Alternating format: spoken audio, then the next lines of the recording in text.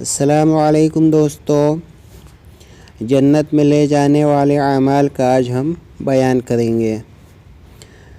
جانوروں کے ساتھ حسن سلوک کرنا، یہ ہمارا ٹاپک ہے۔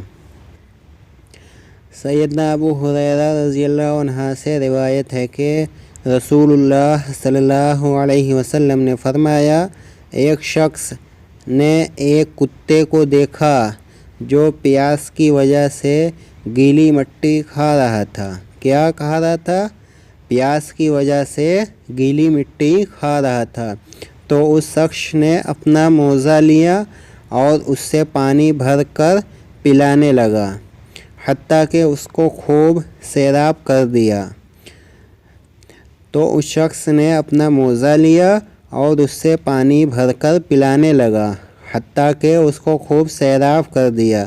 اللہ نے اس شخص کے اس کام کی قدر اور اسے جنت میں داخل کر دیا۔ صحیح بخاری کی حدیث ہے اور صحیح ہے۔ اگر ایسی ویڈیو آپ اور بھی دیکھنا چاہتے ہیں تو ہمارے چینل پر بنے رہیں۔